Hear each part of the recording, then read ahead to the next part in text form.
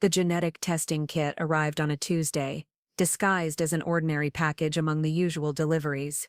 I never imagined that small cardboard box would shatter everything I thought I knew about my family. My name is Rachel Martinez, and I'm about to tell you how a simple saliva sample revealed that my 15-year-old daughter Sophie wasn't biologically related to either my husband or me. Before we jump back in, tell us where you're tuning from, and if this story touches you, make sure you're subscribed, because tomorrow I've saved something extra special for you.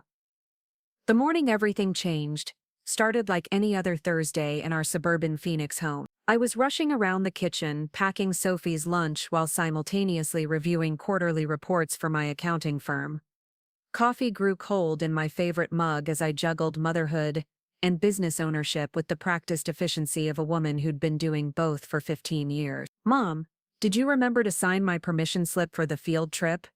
Sophie called from upstairs, her voice carrying that particular teenage tone that suggested she already knew the answer. Her backpack thudded against the banister as she descended, dark curls bouncing around her shoulders in a way that always reminded me of my own hair at that age. "Kitchen counter, next to your vitamins," I replied without looking up from the financial spreadsheet that had been giving me trouble all week.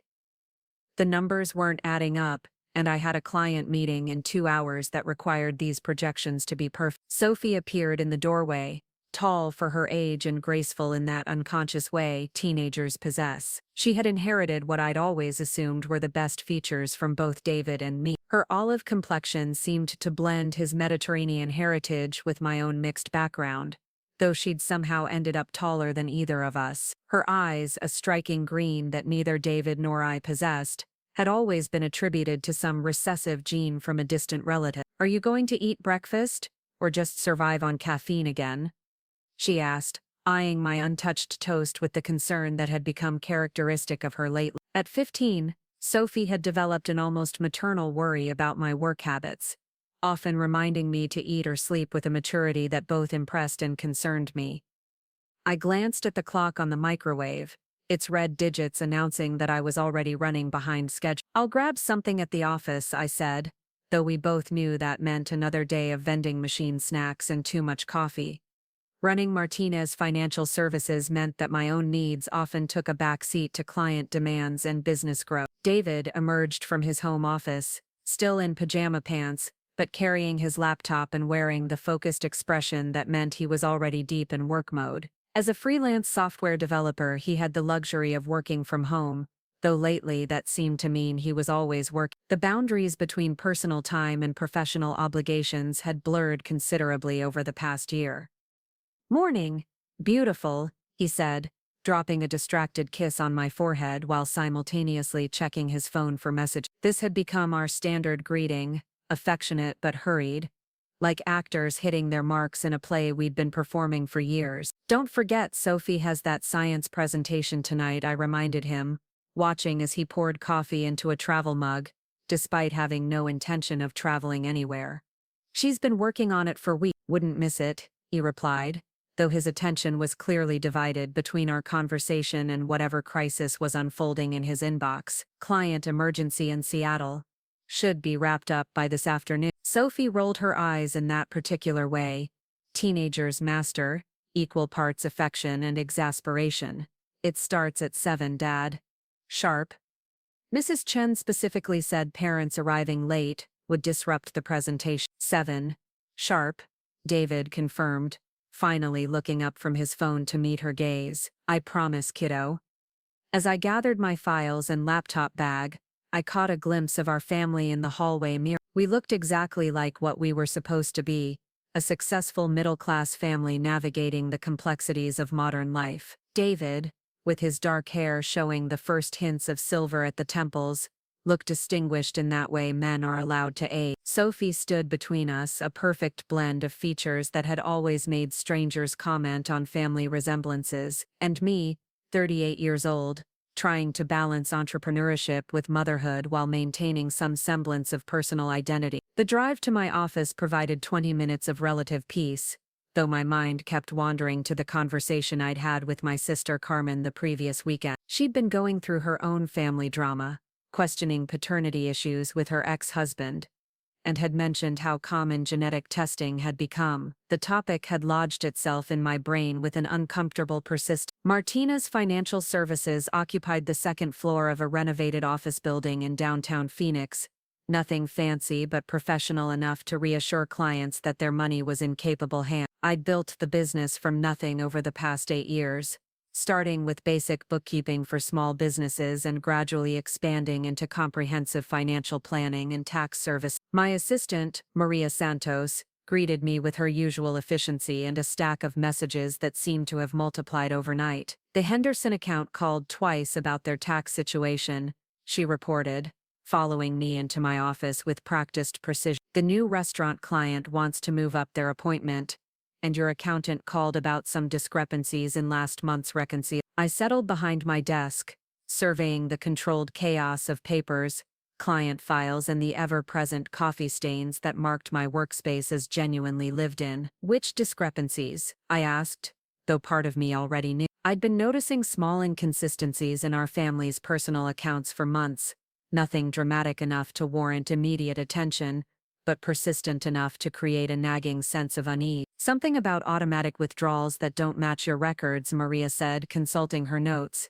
He wants to schedule a meeting to go through everything in detail. The morning proceeded with its usual rhythm of client calls, financial projections, and problem-solving sessions that required the kind of focused attention that made hours disappear. I found myself genuinely energized by the work, grateful for the intellectual challenges that kept my mind occupied and productive. Building this business had been one of my proudest accomplishments, proof that I could create something substantial while raising Sophie and maintaining our household. During my lunch break, I decided to tackle some personal errands that had been accumulating for weeks. The pharmacy needed a prescription renewal, the dry cleaner required pickup, and I wanted to grab a birthday gift for my nephew's upcoming party. It was while standing in line at the pharmacy that I noticed the display of genetic testing kits near the checkout counter. The colorful boxes promised to unlock family mysteries, trace ancestral origins, and provide health insights that could shape future decisions. I'd seen the advertisements countless times, but something about encountering them in person felt different. The conversation with Carmen echoed in my mind,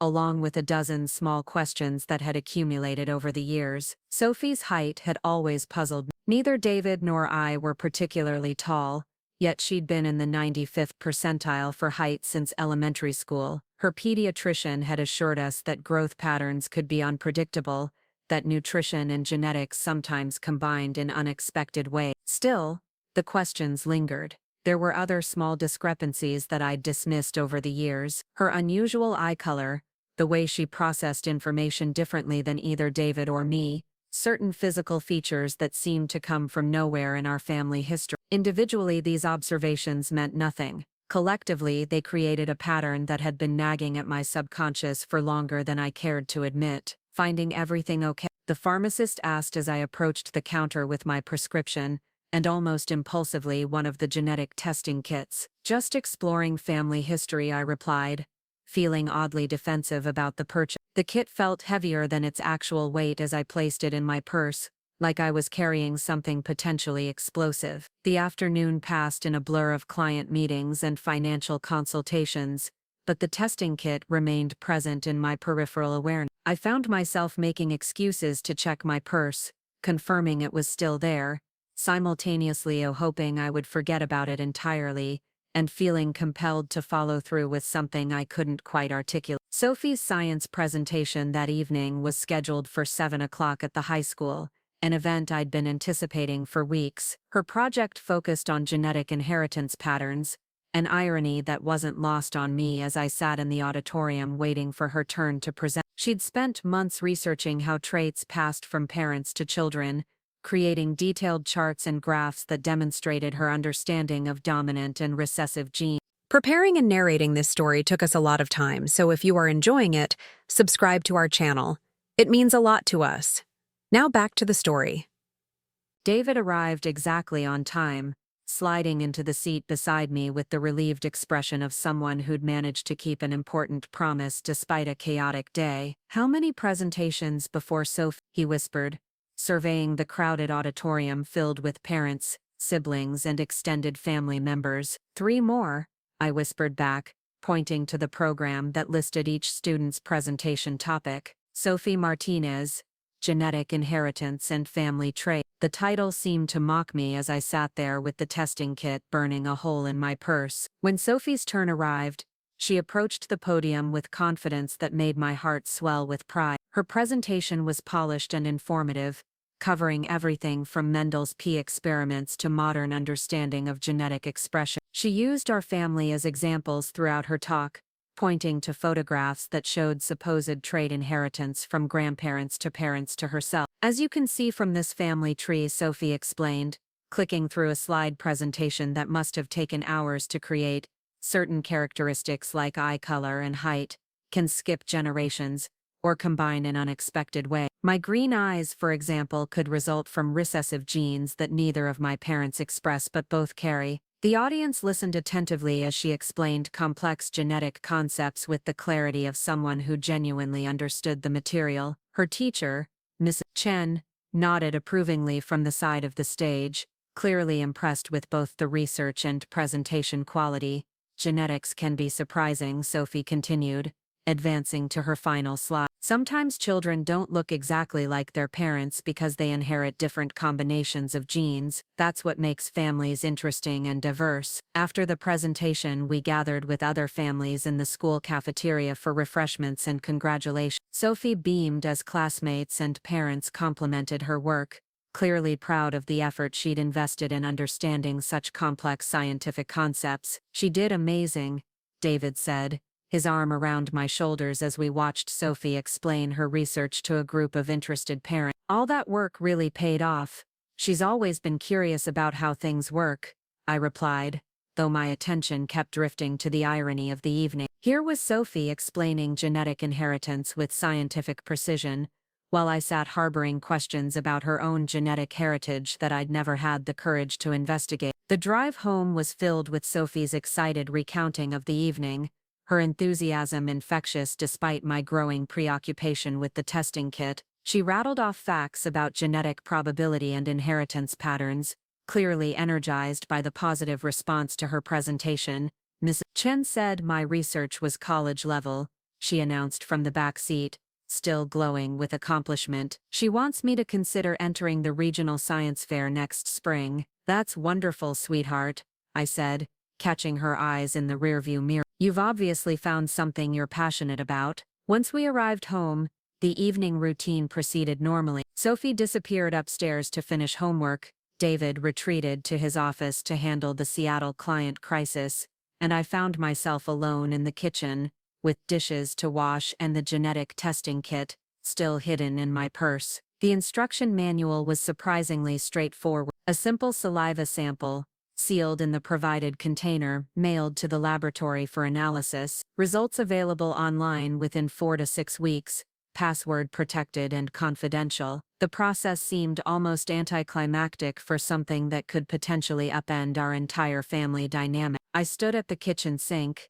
ostensibly washing dishes but actually staring out the window at our neighbor's house, where the Henderson family was visible through their dining room window. They were playing a board game, 3 generations gathered around their table in a scene of domestic contentment that looked exactly like what I'd always imagined our family represented. The rational part of my mind insisted this was unnecessary, that I was allowing Carmen's situation to create paranoia about my own family. Sophie was clearly our daughter in every way that mattered. She had David's sense of humor, my organizational skills, and personality traits that could be attributed to either nature or nurture. Why risk disrupting that foundation with questions that might be better left unanswered? But another part of my mind, the analytical accountant who had built a successful business by paying attention to details that others missed, couldn't ignore the accumulating inconsistency. The height discrepancy, the unusual eye color, certain medical history gaps that had never quite made sense. The way strangers sometimes looked puzzled when we mentioned family relationships. I dried my hands and retrieved the testing kit from my purse, reading the instructions one more time. The process was reversible only until the moment I sealed the sample and dropped it in the mail. After that, whatever secrets our genetics held would eventually be revealed, for better or worse. "Mom, have you seen my biology text?" Sophie called from upstairs, her voice carrying the mild panic of a student who'd misplaced something essential. "Check the dining room table," I called back, quickly returning the testing kit to my purse. Under the mail stack, the sound of her footsteps overhead reminded me of all the ordinary moments that defined our relationship. Helping with homework, driving to soccer practice, navigating teenage emotions, celebrating achievements like tonight's presentation. These experiences had shaped us into a family regardless of genetic connections. Why was I suddenly questioning foundations that had seemed solid for 15 years? David emerged from his office around 10 o'clock, laptop in hand and wearing the satisfied expression that meant he'd successfully resolved whatever crisis had been consuming his afternoon. "Seattle situation handled," he announced, settling onto the couch beside me with the comfortable familiarity of nearly 2 decades together. "Good," I replied, though my attention was divided between his account of software debugging and my own internal debate about genetic testing. "Sophie's already asleep," she was exhausted from all the excitement. We settled into our evening routine, catching up on the day's events while David reviewed emails and I sorted through client files for tomorrow's appointment. This had become our standard way of spending time together, parallel productivity that allowed us to feel connected while managing our respective responsibilities. "I've been thinking about Sophie's presentation tonight," David said eventually, closing his laptop and giving me his full attention. "She's really found her calling with this science stuff. Maybe we should start thinking about summer programs or advanced placement classes." "She's definitely passionate about it," I agreed, though the conversation felt surreal given my preoccupation with genetic questions. Mrs. Sheen mentioned some opportunities for gifted students.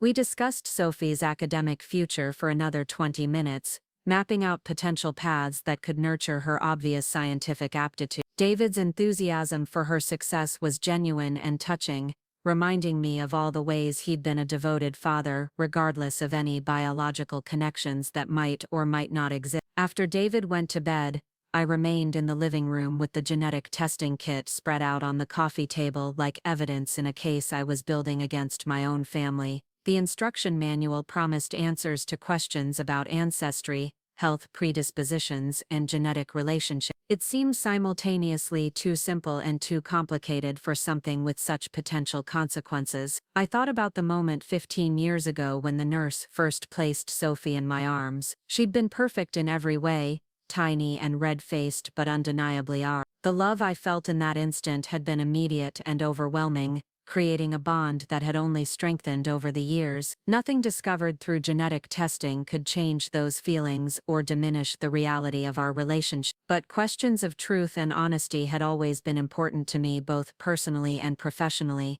My business had been built on helping clients understand financial realities, even when those realities were uncomfortable or challenging. I'd always believed that accurate information, however difficult, was preferable to comfortable illusions. The neighborhood had grown quiet around me, streetlights casting familiar shadows through our living room window. This house had been our home for 8 years, longer than Sophie had lived anywhere else. Her artwork from elementary school still decorated the refrigerator, alongside high school achievements and family photographs that documented our shared history. I picked up one of those photographs, a candid shot from last summer's vacation to the Grand Canyon. Sophie stood between David and me at the rim overlook, all three of us wind-blown and smiling, the vast landscape stretching behind us. We looked like any other tourist family, capturing memories that would someday prompt nostalgic storytelling about the time we spent together exploring one of America's natural wonders. The genetic testing kit instructions warned that results might reveal unexpected information about family relationships.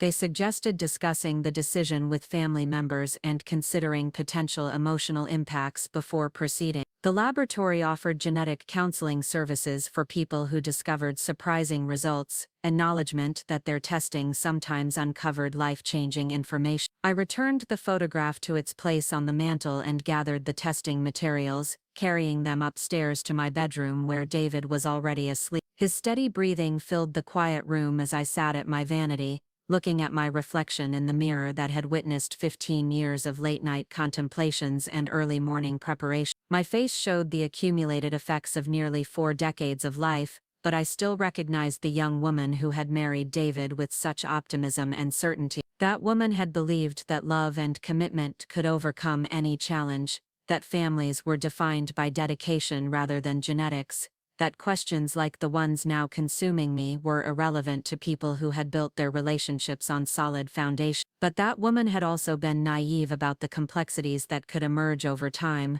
the ways that small uncertainties could accumulate into larger doubts, the importance of truth in maintaining trust. I'd learned through business experience that unexamined assumptions could create serious problems, that addressing difficult questions directly was usually preferable to avoiding them indefinitely. The testing kit materials remained on my vanity when I finally went to bed, their presence both reassuring and troubling. I lay awake for hours, listening to David's peaceful breathing while my mind cycled through scenarios and possibilities that ranged from completely normal results to discoveries that could fundamentally alter our family dynamic. Sleep finally came around 3 in the morning, filled with dreams about genetic inheritance patterns and family trees that branched in impossible directions. I found myself explaining to Sophie in the dream that genetics could be surprising, that families were more complicated than they appeared, that love was more important than biological connection. She listened with the patient expression she wore when adults said things that didn't quite make sense,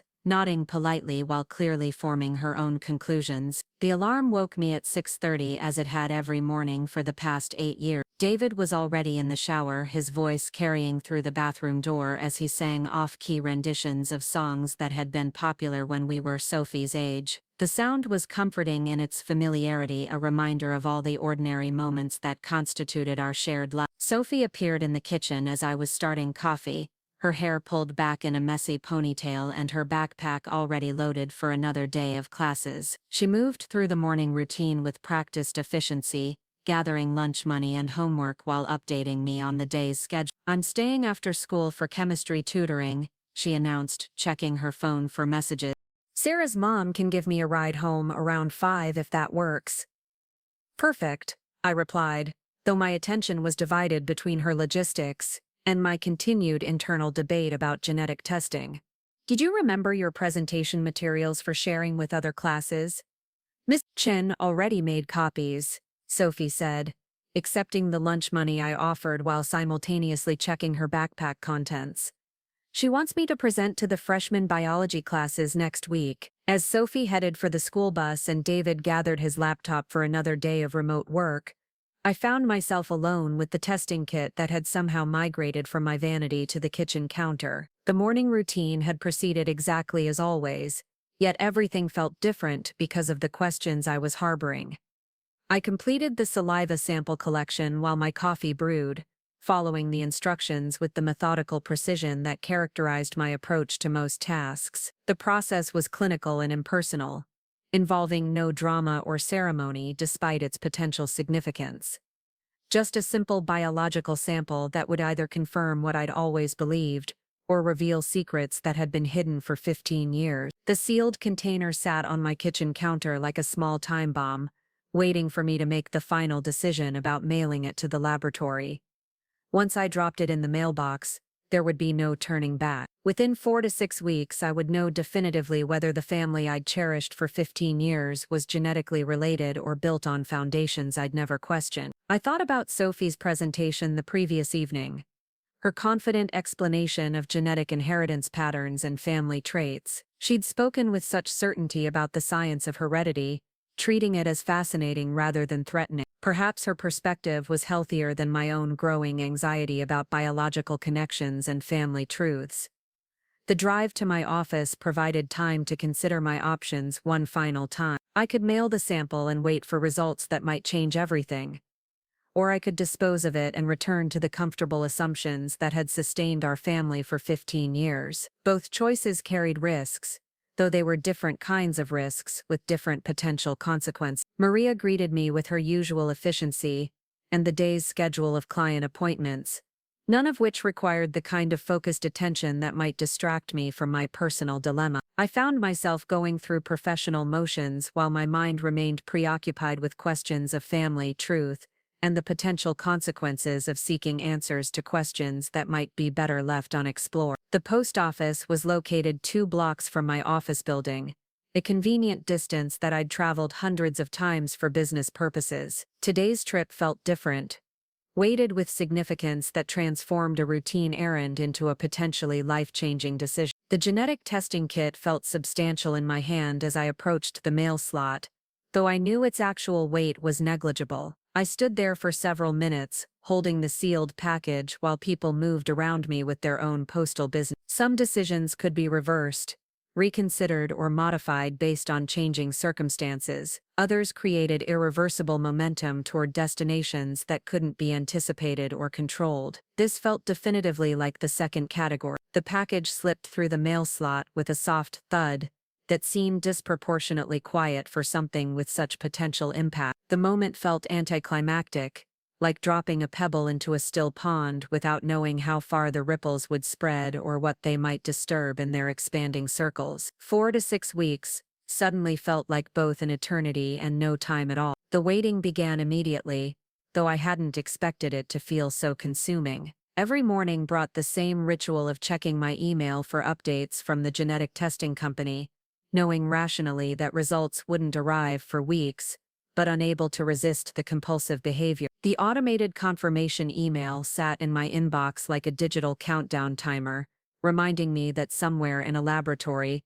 technicians were analyzing samples that could reshape everything I understood about my family. Work became my sanctuary during those first few days after mailing the sample. Client meetings demanded focused attention that temporarily pushed genetic questions to the background of my consciousness. Tax season was approaching, which meant longer hours and more complex financial situations requiring my full concentration. I threw myself into these professional challenges with unusual intensity, grateful for anything that might occupy my mind completely. Margaret Wilkins arrived for her 10 o'clock appointment on Monday morning, carrying the organizational disaster that had become her annual tax preparation ritual. She owned 3 small businesses and had somehow managed to mix personal and professional expenses in ways that defied logical categorization. Under normal circumstances, untangling her financial records would have tested my patience. This year I welcomed the complexity. "Rachel, I know this looks terrible,"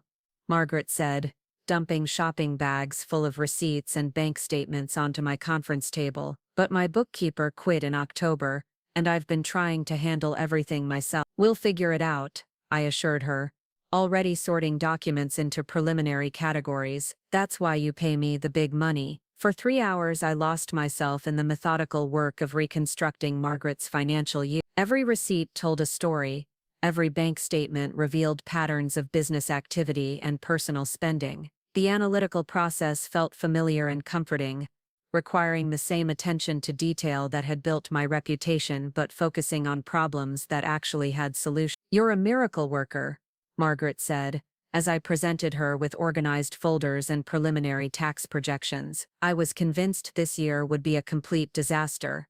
Just thorough preparation and systematic thinking," I replied, though the irony wasn't lost on me. Here I was, praised for bringing order to someone else's chaos while my own personal life teetered on the edge of potential upheaval. The afternoon brought a consultation with a new client, Dr. Patricia Gonzalez, who was starting a private medical practice and needed guidance on business structure and tax planning. She arrived precisely on time, carrying herself with the confident professionalism that I associated with successful healthcare providers. "I've heard excellent things about your work," Dr. Gonzalez said, as we settled in my office. "Several colleagues recommended you specifically for physician practice management." We spent 2 hours discussing the financial complexities of starting a medical practice, from equipment depreciation to malpractice insurance consideration. Gonzalez asked intelligent questions and took detailed notes, clearly someone who understood the importance of getting business foundations right from the beginning. "I have to ask," she said toward the end of our meeting, "what made you choose accounting as a career? You obviously have a gift for explaining complex financial concepts." The question caught me off guard, partly because clients rarely asked about my personal motivations, but mostly because I realized I'd never articulated the answer clearly. "I suppose I've always been fascinated by how numbers tell stories," I said slowly. "Financial records reveal patterns and relationships that aren't immediately obvious. Sometimes discovering those hidden connections can change everything." Dr. Gonzalez nodded thoughtfully. That's not unlike diagnostic medicine. We look for patterns in symptoms and test results that point toward underlying conditions patients might not even know they have. Her comparison struck me with uncomfortable relevance. Wasn't that exactly what I was doing with the genetic test? Looking for hidden patterns that might reveal underlying conditions in my family structure that we'd never suspected. The parallel made my stomach tighten with renewed anxiety about what those results might uncover. Tuesday brought a different kind of challenge when Sophie announced over breakfast that she needed help with a follow-up assignment to her genetics presentation. Miss Chen had asked students to research their own family medical histories and create detailed health trees showing genetic predispositions across multiple generations. I need to interview you and Dad about your family's medical backgrounds, Sophie explained, consulting notes she'd written in her characteristic neat handwriting. Things like heart disease, diabetes, cancer, mental health conditions, anything that might be hereditary. David looked up from his laptop with the distracted expression that meant he was only partially present in our conversation. That sounds like a great project, very practical application of genetic principles. When do you need this complete? Asked, trying to keep my voice casual despite the ironic timing of her request. Next Friday, Sophie replied. Mrs. Chen wants us to understand how genetic counselors help people assess their health risks based on family history. The assignment felt like the universe conspiring to make my situation more complicated. How could I help Sophie create a family medical history when I was secretly questioning whether we were actually related? The genetic testing results might render any information I provided completely irrelevant. Yet I couldn't explain my hesitation without revealing the investigation I'd initiated. We can work on it this weekend, I said finally. I'll need to call your grandparents to get accurate information about their parents and siblings. That evening, after Sophie had gone upstairs to finish homework, and David had retreated to his office for client calls, I found myself staring at the phone number for my mother and two. The conversation I needed to have about family medical history would be routine under normal circumstances, but nothing felt routine anymore. My mother, Elena Martinez, answered on the second ring with her usual energy, despite being 73 years old. Rachel, what a nice surprise. How's my brilliant granddaughter doing with her science studies? She's working on a genetics project that requires family medical history, I said, settling into the conversation with relief at having a legitimate reason for these questions. I need information about your parents and David's side of the family. Of course, Mija. Though you know how secretive your grandmother could be about health problems, she thought admitting illness was a sign of weakness. For the next hour, my mother shared everything she remembered about our family's medical background: heart disease on my grandfather's side, diabetes affecting several aunts and uncles, the breast cancer that had taken my grandmother when I was 12. She spoke with the matter-of-fact tone of someone who had lived long enough to see patterns emerge across generations. What about Sophie's unusual height? I asked, trying to sound casual. Was anyone in our family particularly tall? Your great-uncle Roberto was very tall, my mother replied without hesitation. Maybe 6'4" or 5. And your grandmother's sister Esperanza was tall for a woman in those days. Genetics can skip generations.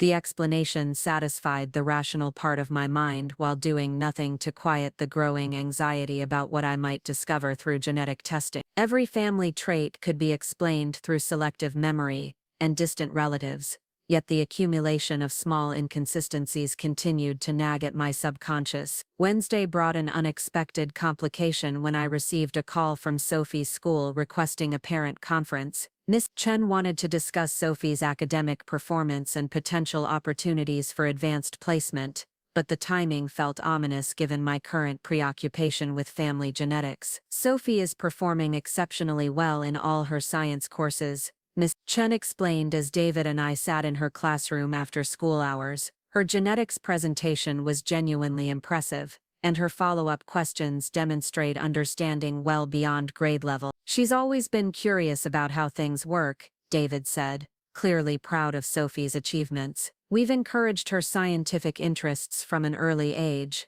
Mrs. Chen nodded approvingly. That support is evident in her confidence and analytical thinking. I'd like to recommend her for our accelerated biomedical sciences track next year, which would allow her to take college-level courses while still in high school. The conversation continued for another 20 minutes, covering curriculum options and college preparation strategies. Mrs. Chen's enthusiasm for Sophie's potential was infectious, yet I found myself distracted by thoughts of how genetic discoveries might affect these educational planning discussions. "There is one thing I wanted to mention," Mrs. Chen said as we prepared to leave. "Sophie's medical history form shows some gaps that might be relevant for laboratory safety protocols. Do you have updated information about family genetic conditions?" The question hit me like a physical blow, though I managed to maintain my composure. "We're actually updating that information now for a project she's working on. I'll make sure the school receives complete records soon." On the drive home, David chatted enthusiastically about Sophie's academic opportunities, while I struggled with the implications of Mrs. Chen's comment. If genetic testing revealed that Sophie wasn't biologically related to us, how would that affect her medical records and health planning? What other administrative and legal complications might emerge from discovering that our family structure wasn't what we'd always believed? Thursday morning brought another email from the genetic testing company, this one confirming that my sample had been received and was being processed. The message estimated results within 3 to 4 weeks, which felt simultaneously too long and too soon. I found myself calculating exact dates, marking my calendar with potential notification windows, treating the waiting process like a project with measurable milestones. The day's client appointments provided welcome distraction from genetic anxiety, though I noticed my concentration wasn't quite as sharp as usual. Small errors crept into my work, nothing major but enough to make me question whether the stress was affecting my professional performance. During lunch, I decided to take a walk around downtown Phoenix instead of working through the break as I usually did. The streets were busy with typical midday activity,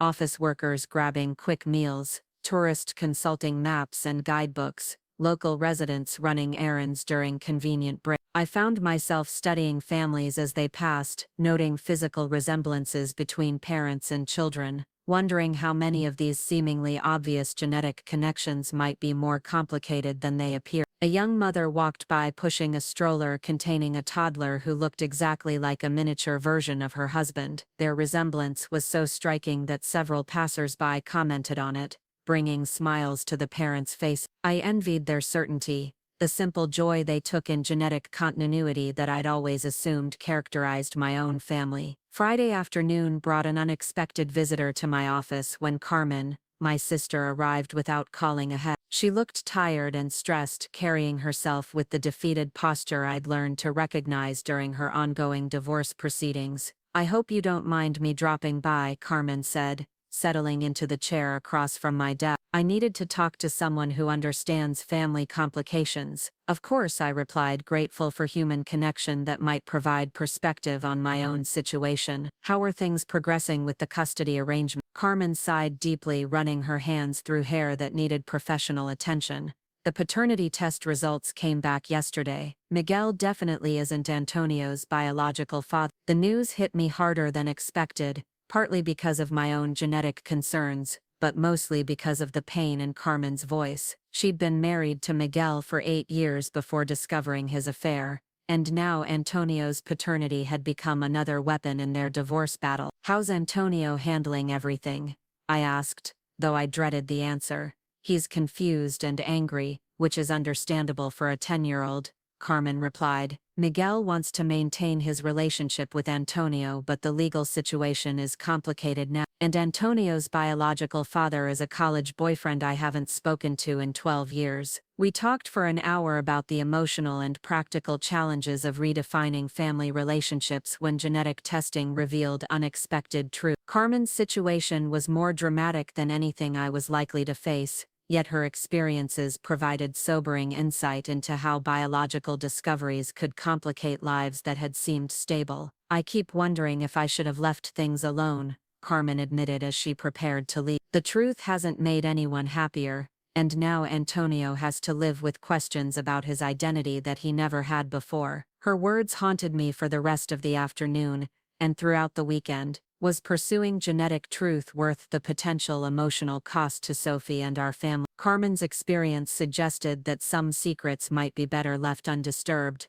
that comfortable illusions could be preferable to complicated realities. Saturday morning brought the family medical history session that Sophie needed for her genetics project. We gathered around the dining room table with notebooks and laptops, creating the kind of collaborative family activity that usually brought me joy. Today, the process felt like acting in a play where I was the only person who didn't know the script. Let's start with Dad's side, Sophie suggested, turning to David with her pen ready to record information. What do you know about your grandparents' health problem? David shared everything he remembered about his family's medical background, speaking with the casual familiarity of someone who had never questioned these genetic connections. Heart disease, high blood pressure, arthritis affecting multiple generations, his grandmother's early onset dementia, his grandfather's struggles with diabetes. What about mental health conditions? Sophie asked, consulting her assignment guidelines. Depression,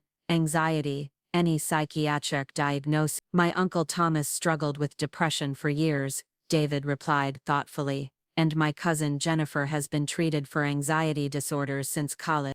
Sophie recorded everything carefully, creating detailed charts that organized health information across generations and family branches. Her scientific approach to genetic inheritance seemed natural and comfortable, treating family medical history as fascinating data rather than potential source of anxiety. Now Mom's side, Sophie said, turning to me with expectant attention. I shared the information my mother had provided, along with additional details I remembered from family conversations over the years. The Mexican heritage that contributed to our susceptibility to diabetes, the European ancestry that might explain certain autoimmune conditions, the complex genetic mixing that characterized most American families. This is really interesting, Sophie commented, as she completed her family health tree. We have pretty diverse genetic backgrounds, which probably explains why I ended up so different from both of you in some ways. Her casual acceptance of genetic variation struck me as both mature and naive. She understood the science of inheritance well enough to explain apparent inconsistencies, yet she had no reason to question the fundamental assumptions underlying our family structure. Sunday afternoon brought a phone call that elevated my anxiety to new levels. Dr. Tricia Gonzalez, the physician I'd consulted with earlier in the week, called with what she described as a routine follow-up question about business planning. I've been thinking about our conversation regarding patterns and hidden connections, Gonzalez said after we'd covered her original question. You seemed particularly interested in how diagnostic medicine uncovers unexpected conditions. It was an interesting parallel to financial analysis, I replied carefully, unsure where the conversation was heading. I hope you don't mind me asking, but do you have any personal experience with genetic testing? The way you talked about hidden patterns made me wonder if you dealt with unexpected family discoveries. The question caught me completely off guard. Had my anxiety been that obvious during our business consultation? I struggled to formulate a response that wouldn't reveal too much while maintaining professional boundaries. Not personal experience, I said finally, but I have a sister who's going through some family complications related to paternity questions. It's made me more aware of how genetics can surprise people. Dr. Gonzalez made sympathetic sounds. Genetic discoveries can be emotionally challenging, especially when they affect children. If you ever need a referral to genetic counseling services, I know excellent professionals who specialize in helping families navigate these situations.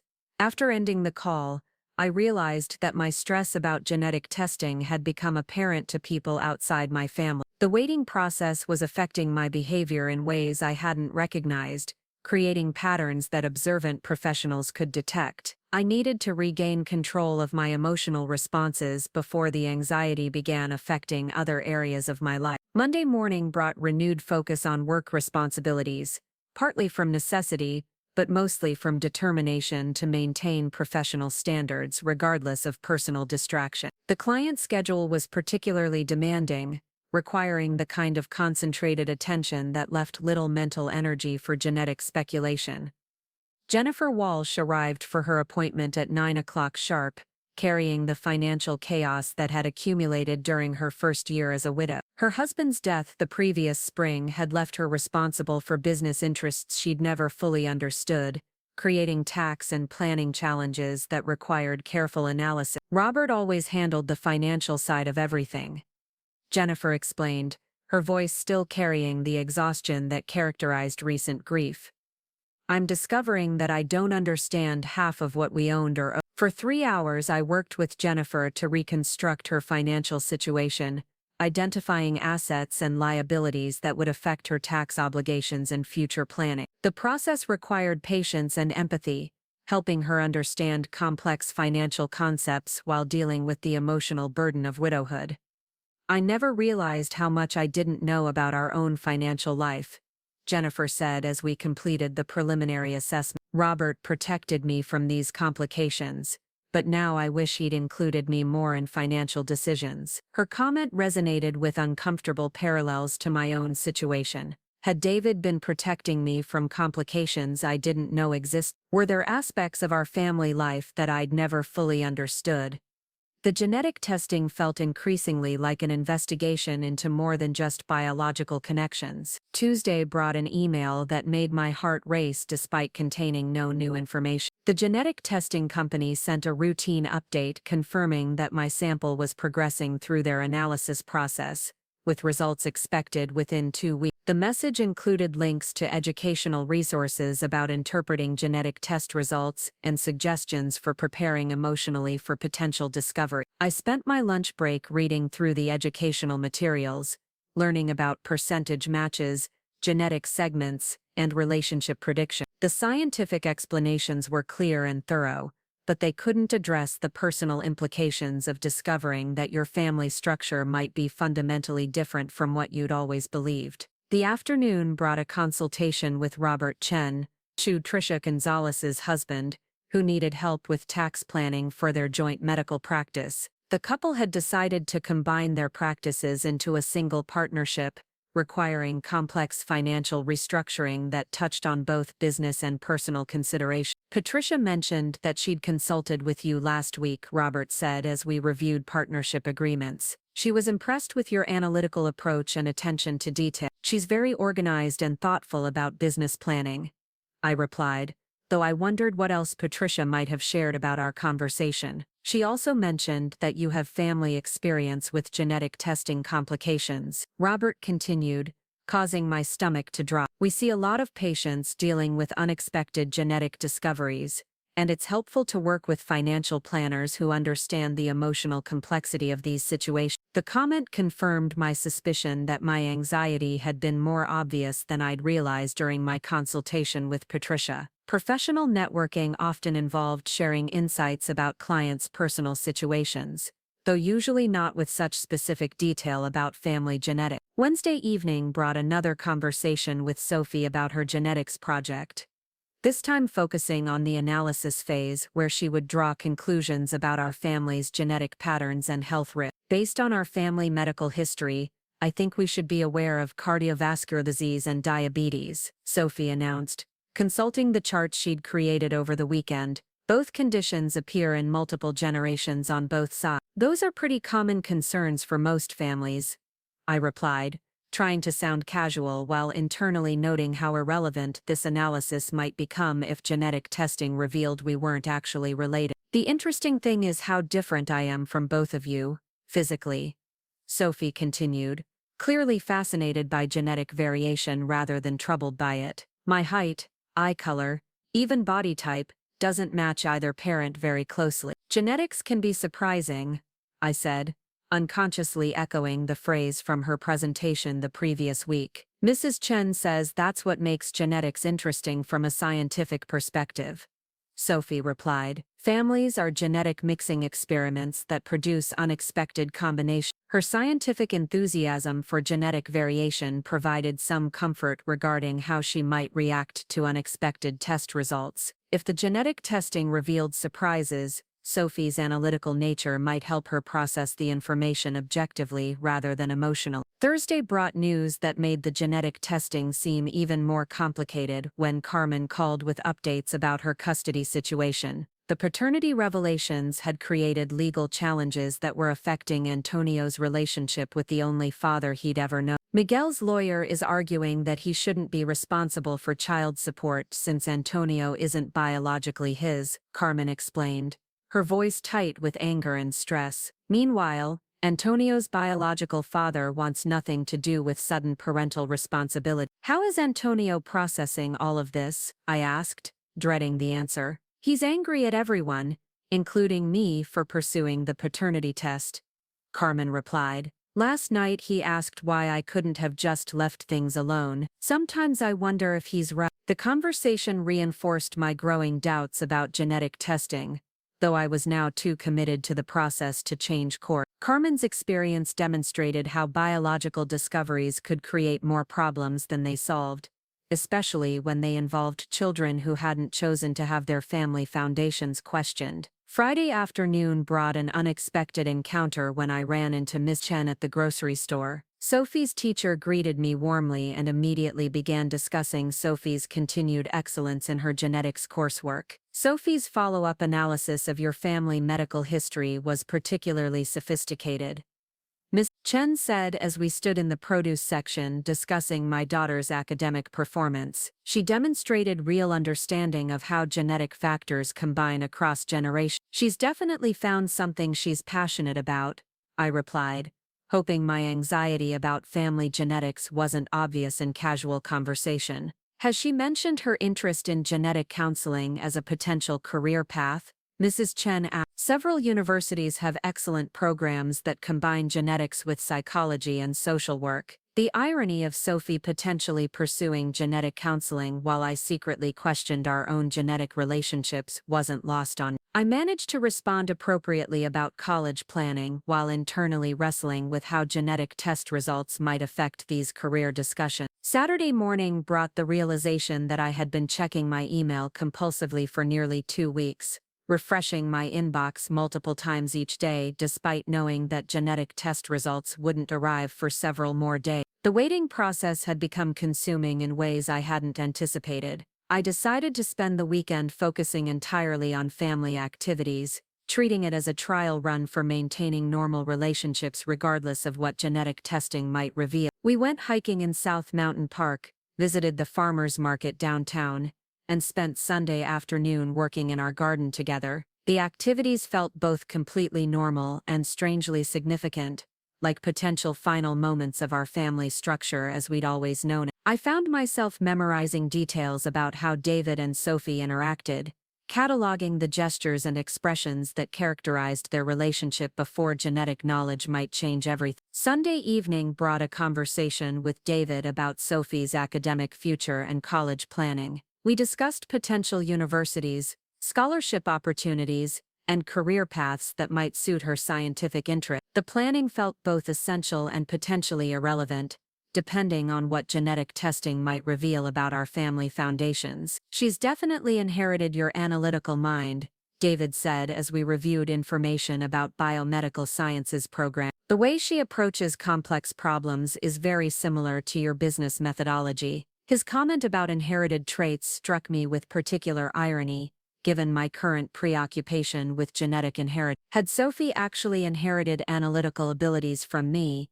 or were we simply attributing environmental influences to genetic factors we'd never questioned? Monday morning arrived with another routine email from the genetic testing company, this one indicating that my results would be available within the next week. The message included final reminders about preparing emotionally for potential discoveries and links to genetic counseling resources for people whose results revealed unexpected family relationships. The proximity of actual results made the entire situation feel suddenly real in ways that the abstract waiting period hadn't. Within days, I would know definitively whether Sophie was biologically related to David and me, information that could fundamentally alter our family dynamics, regardless of how much I loved her.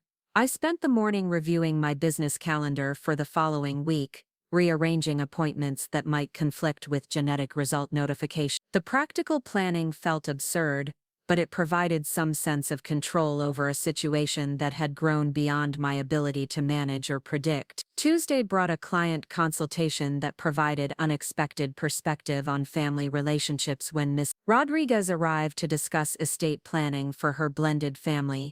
She had 3 children from her first marriage, 2 stepchildren from her current husband's previous relationship, and 1 child they'd had together. The complexity comes from wanting to treat all 6 children fairly while acknowledging different legal and financial relationships, Mrs. Rodriguez explained as we reviewed various inheritance scenarios. Some are biologically mine, some are legally mine, through adoption, and some are mine through marriage and love. Her matter-of-fact approach to different types of family connections helped me realize that genetic relationships were only one component of family structure.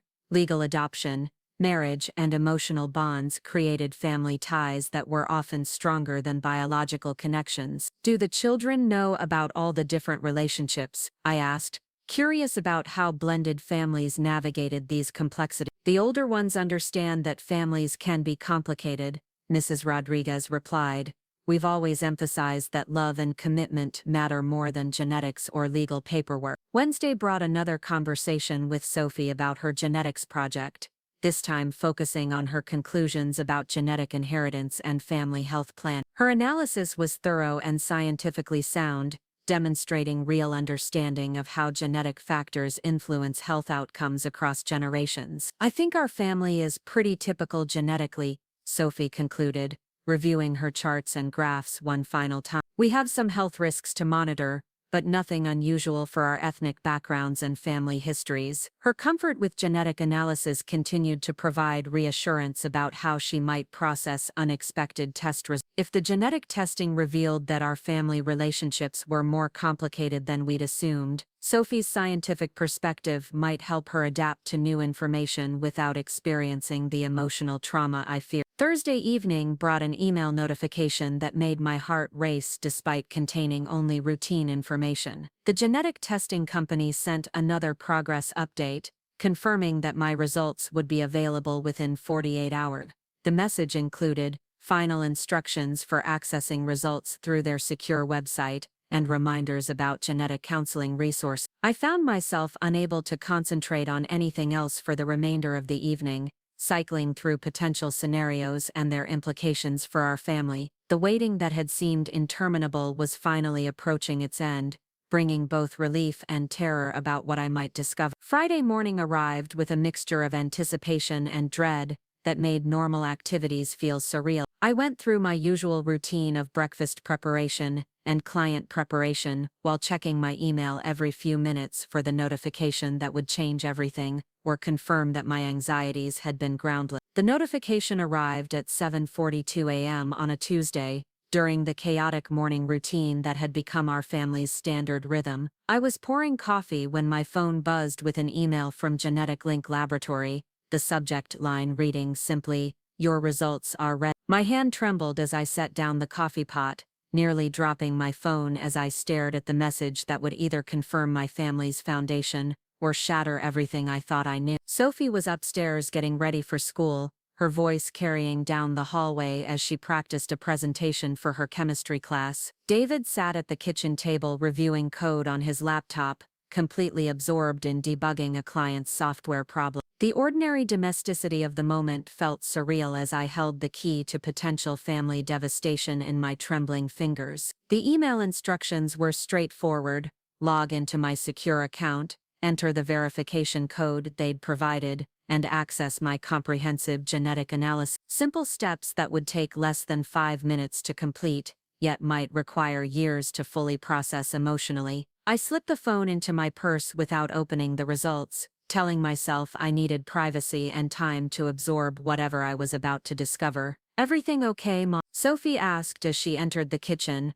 backpack slung over her shoulder and car keys in hand. "You look pale." "Just tired," I managed, forcing a smile that felt foreign on my face. "Too much coffee, not enough sleep." David glanced up from his laptop, his expression showing the mild concern of someone who knew me well enough to detect when something was wrong, but trusted that I would share important information when ready. "Maybe take it easy today, he suggested. You've been pushing yourself pretty hard lately. After Sophie left for school and David retreated to his office for a client video conference, I found myself alone with the most important email I'd ever received. The house felt unnaturally quiet as I settled into my home office, laptop open and fingers hovering over the keyboard like a pianist preparing to play a piece that might destroy the audience. The Genetic Link website required multiple security verifications before granting access to results, each step building tension that made my heart race with anticipation and terror. Username, password,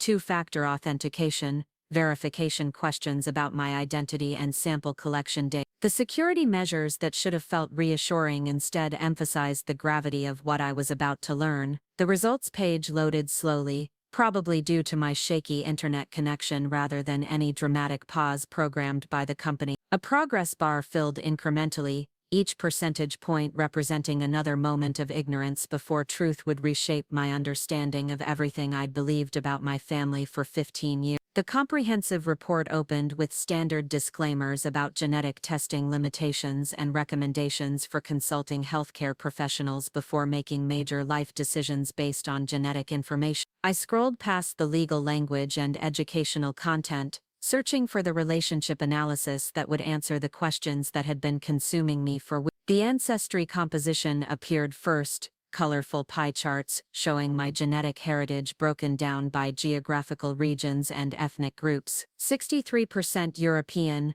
28% Indigenous American, 9% Sub-Saharan African. The percentages aligned roughly with what I'd always understood about my family background, though they revealed more African ancestry than family stories had suggested. Below the ancestry data, the relationship predictions began with immediate family connection. The first entry made my stomach drop with the force of a physical blow, though the words took several seconds to fully register in my consciousness. Close family matches, David Martinez, no significant genetic relationship detected. I read the line 3 times before its meaning penetrated my shock. According to the genetic analysis, David and I shared no more DNA than random strangers, which meant Sophie couldn't possibly be our biological daughter through any conventional understanding of genetics and reproduction. The second entry confirmed what the first had implied: close family matches, Sophie Martinez, no significant genetic relationship detected. Sophie,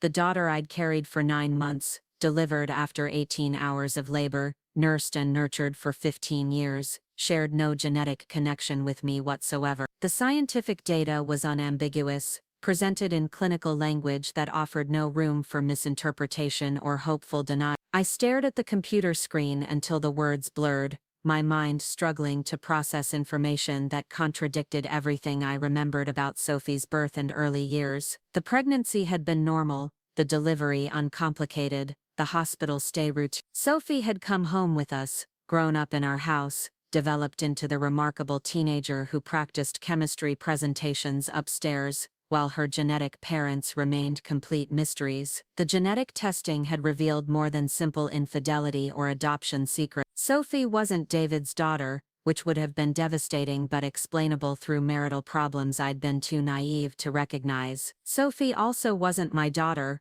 which defied every biological and logical explanation I could construct. I scrolled through additional relationship data, searching for any family connections that might provide clues about Sophie's actual origin. The genetic database showed distant cousins and remote relatives scattered across the country, people who shared small percentages of DNA through common ancestors from centuries past. None of these connections offered insight into how Sophie had become part of our family or where her biological parents might be. The implications cascaded through my consciousness, like dominoes falling in carefully orchestrated pattern. If Sophie wasn't our biological daughter, then someone else's newborn had left the hospital with strangers 15 years ago. If Sophie wasn't our daughter, then our parental rights existed only through legal documentation that might not withstand scrutiny if biological parents ever challenged our custody.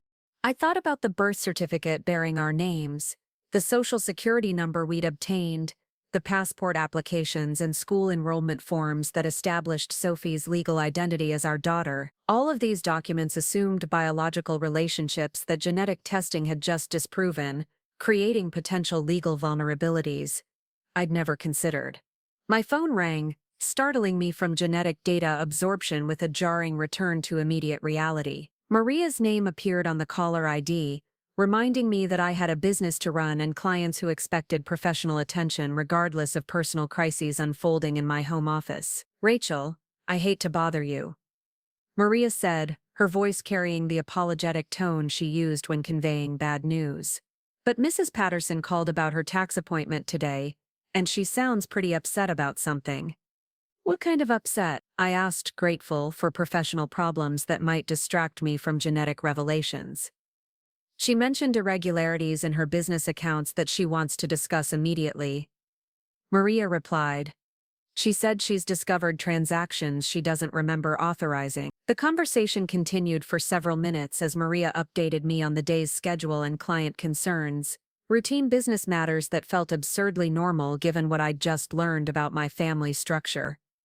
I found myself responding appropriately to professional questions while my mind remained fixated on genetic data that had upended 15 years of assumption. After ending the call, I returned to the genetic testing results, searching for additional information that might explain how Sophie had become our daughter without any biological connection to either parent. The scientific analysis was thorough but offered no historical context about how genetic relationships had been established or disrupted. I spent another hour reviewing every section of the genetic report, from health predisposition analyses to trait predictions, searching for any data that might contradict the relationship finding. The health information showed genetic markers for conditions that aligned with Sophie's medical history, confirming that the sample analysis was accurate and comprehensive. The trait predictions were particularly unsettling because they explained physical characteristics that had always puzzled me about Sophie's appearance. Her height, eye color, and body type could be predicted accurately from the genetic markers in her sample, while similar predictions for David and me showed no correspondence with her actual trait. Around noon, I forced myself to close the laptop and prepare for the day's client appointments. Though my mind remained completely occupied with genetic discoveries and their implications, the drive to my office provided 20 minutes of automatic activity that allowed my subconscious to process information my rational mind still couldn't fully accept.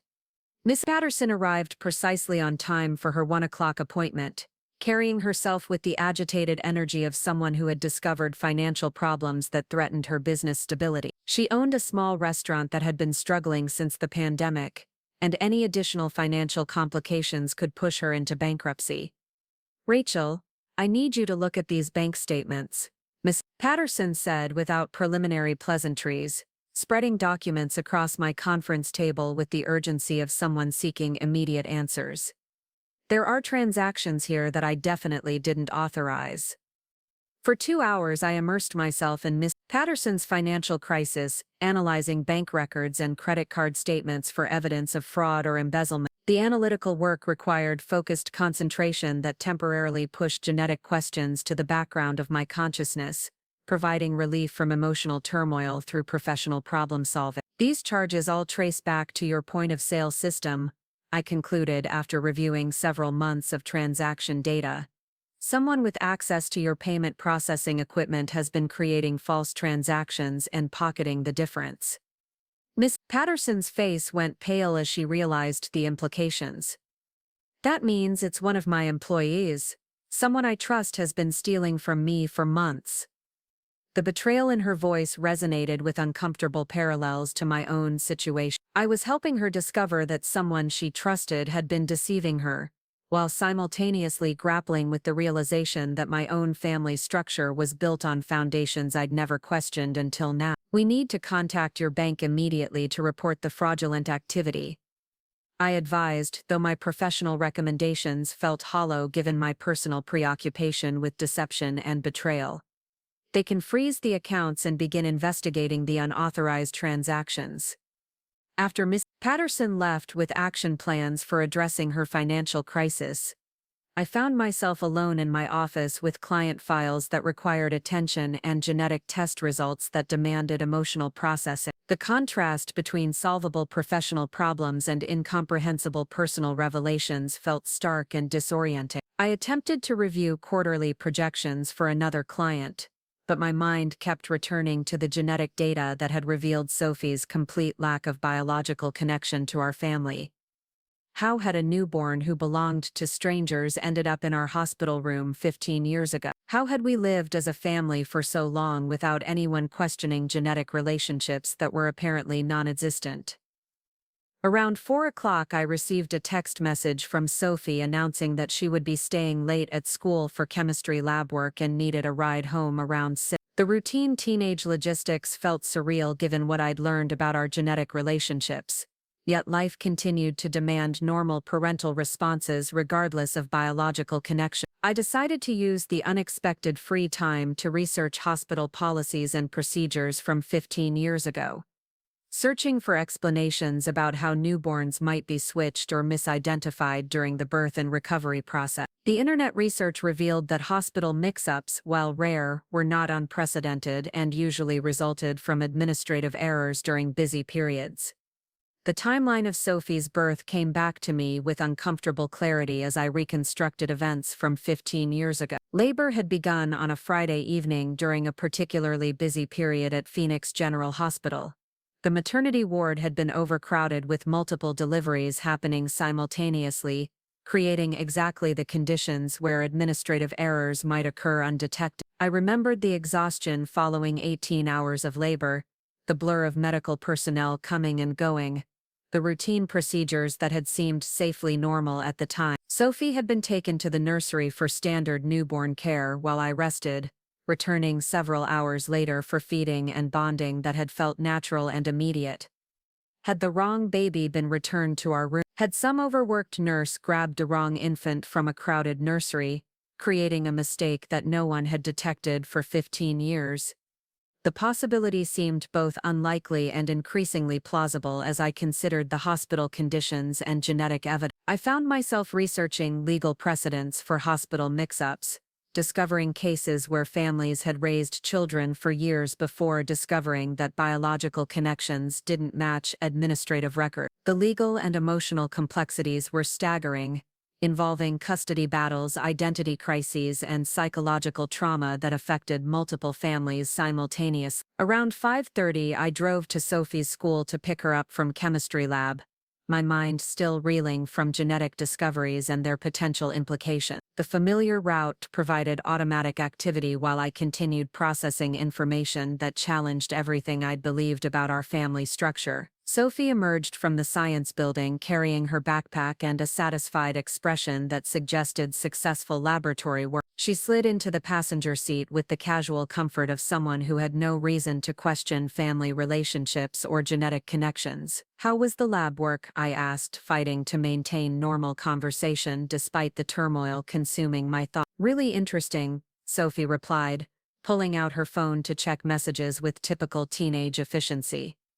"We were testing genetic inheritance patterns in fruit flies, observing how traits get passed from parents to offspring." The irony of her research topic wasn't lost on me as we drove home discussing scientific experiments that demonstrated genetic principles I'd just learned didn't apply to our own family relationship. Sophie's enthusiasm for genetics continued unabated, completely unaware that her own genetic heritage was about to become the most complicated mystery either of us had ever encountered.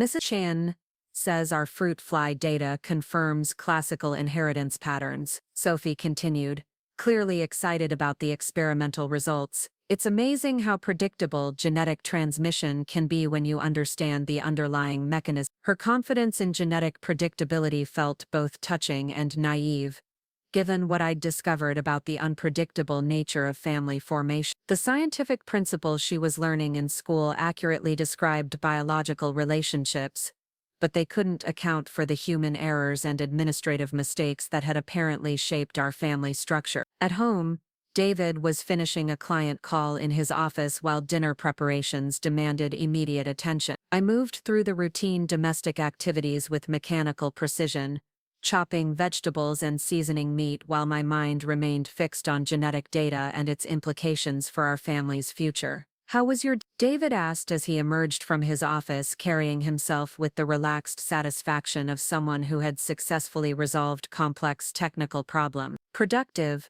I replied, though the word felt inadequate to describe a day that had included discovering our daughter shared no genetic connection with either parent. Mrs. Patterson's financial crisis turned out to be employee theft, but we identified the problem and developed solutions. David nodded approvingly, settling into his usual place at the kitchen table while I continued dinner preparations. His comfortable assumption that our evening conversation would focus on routine business and family matters felt poignant given the genetic discoveries I was harboring. Sophie mentioned that her chemistry lab went well today, David said, clearly proud of her academic achievements. She's really found her passion with these science courses. Her genetics projects have been particularly sophisticated, I agreed, unable to resist the ironic observation. She seems to have a natural understanding of inheritance patterns and family relationships. During dinner, Sophie regaled us with detailed accounts of her fruit fly experiments, explaining genetic crossing techniques and data analysis methods, with the enthusiasm of someone genuinely fascinated by scientific discovery. Her comfort with genetic concepts continued to amaze me, though I wondered how she might react to learning that her own genetic heritage was far more complicated than any laboratory experiment. I'm thinking about proposing an independent research project on human genetic variations, Sophie announced as we cleared dinner dishes. Mrs. Chen says advanced students can design their own experiments if they demonstrate sufficient background knowledge. That sounds like an excellent opportunity, David replied, clearly supportive of her academic ambitions. What kind of human genetic variations are you interested in studying? Sophie launched into an explanation of population genetics and genetic diversity studies, demonstrating understanding that would have impressed college-level students. Her scientific curiosity about human genetics felt both appropriate for her academic level and deeply ironic given our family's genetic mystery. After Sophie went upstairs to complete homework assignments, David and I settled into our evening routine of parallel productivity, him reviewing client code while I sorted through business files that required attention. The domestic normalcy felt surreal given the genetic discoveries that were reshaping my understanding of our family structure. You seem distracted tonight, David observed after several minutes of silence, looking up from his laptop with the concerned expression I'd learned to recognize after nearly 2 decades of marriage. Just processing a complicated client situation, I replied, which was technically accurate though it omitted the genetic testing results that were consuming my thoughts. Sometimes family financial problems are more complex than they initially appear. David nodded sympathetically, returning his attention to software debugging while I pretended to review quarterly projections. The easy trust he placed in my explanation highlighted how much our relationship depended on mutual honesty and shared assumptions about family foundation. Around 10 o'clock, after David had gone to bed and Sophie had finished her homework, I found myself alone with the genetic testing results that demanded continued analysis and emotional process. I reopened the comprehensive report, searching for additional information that might explain how Sophie had become our daughter without any biological connection. The customer service section of the genetic testing website included contact information for genetic counselors who specialized in helping people process unexpected family discovery. The services seemed designed for situations exactly like mine, suggesting that genetic testing companies regularly dealt with family revelations that challenged basic assumptions about relationships and identity. I spent another hour reading testimonials from other customers who had discovered surprising family information through genetic testing. Stories of adoptions, affairs, fertility clinic errors, and hospital mix-ups filled the website's support section, creating a community of people whose genetic discoveries had complicated their understanding of family relations. One testimonial particularly resonated with my situation, written by a woman who had discovered that her adult daughter was not biologically related to either parent, due to a hospital mix-up from 30 years. Her account described the emotional journey of processing this information, the legal challenges of establishing parental rights, and the ultimate decision to maintain family relationships, regardless of genetic connections. Love makes a family, not genetics, the woman had concluded. My daughter will always be my daughter regardless of what DNA testing reveals about biological relations. Her perspective provided some comfort as I grappled with similar revelations about Sophie, though I couldn't shake the nagging questions about where Sophie's biological parents might be and whether they knew their daughter was being raised by strangers. The ethical implications of maintaining a family relationship built on what appeared to be a hospital error felt increasingly complex. Tuesday morning arrived with the weight of genetic knowledge that I couldn't share with anyone in my immediate family,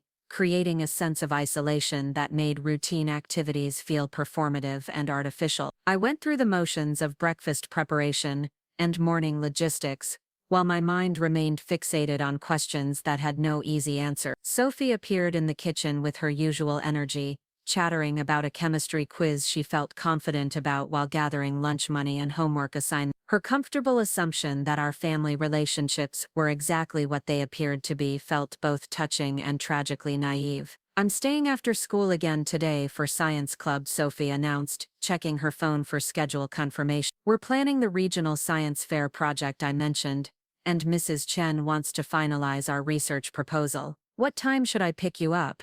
I asked, maintaining normal parental logistics despite the genetic discoveries that were reshaping my understanding of our relation. "Around 5:30, Sophie replied, kissing my cheek with the casual affection that had characterized our relationship for 15 years.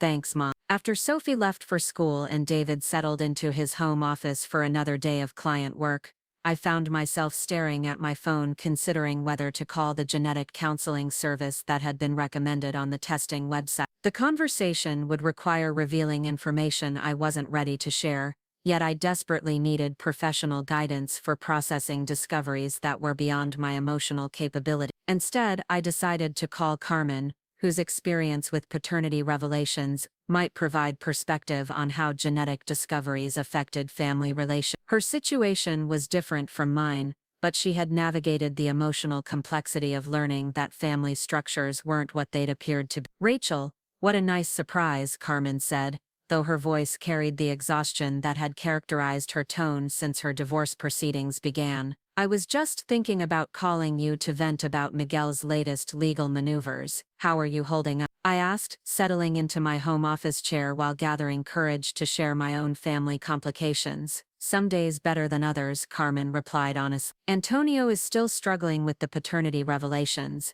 and I keep questioning whether pursuing the truth was worth all this emotional damage." Her comment provided an opening for sharing my own genetic discoveries, though I struggled with how much information to reveal without seeming to minimize her situation.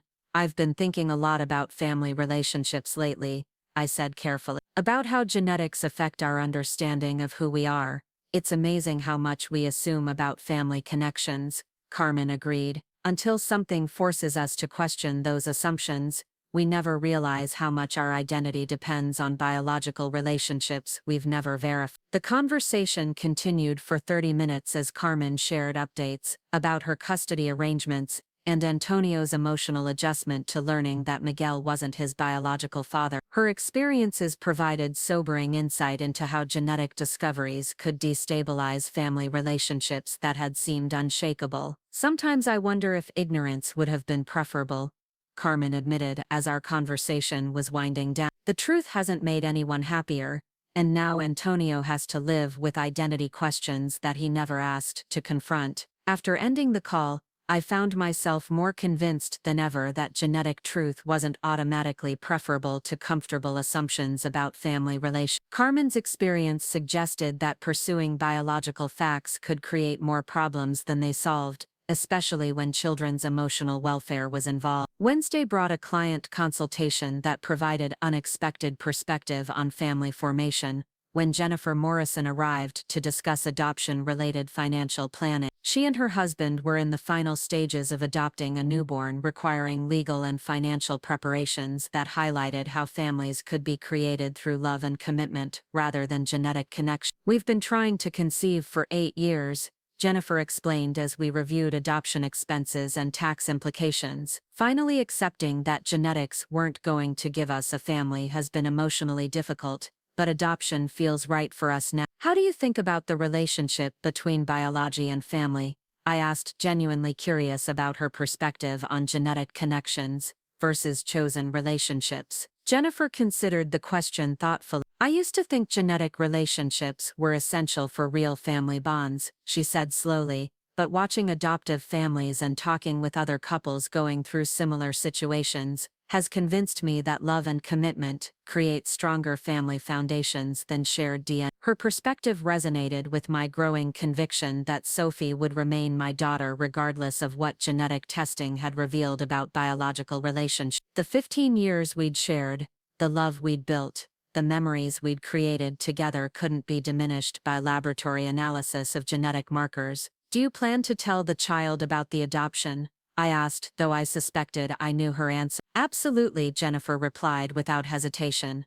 "Honesty about family formation seems healthier than maintaining secrets that might be discovered eventually. We want our child to understand that being chosen is just as meaningful as being born into a family." Thursday evening brought Sophie's first draft of her independent genetics research proposal, which she proudly presented during dinner as evidence of her academic progress. The project focused on genetic variation in isolated populations, demonstrating scientific sophistication that impressed both David and me despite my growing discomfort with genetics-related discussions. "Mrs. Sheen thinks this proposal is graduate-level work," Sophie announced with obvious pride, spreading charts and references across the dining room table. "She's going to submit it to the State Science Education Board as an example of advanced high school research." "It's genuinely impressive," David said, reviewing her methodology section with the appreciation of someone who understood complex analytical processes. "Your statistical analysis plan is particularly sophisticated." I found myself studying Sophie's face as she explained her research design,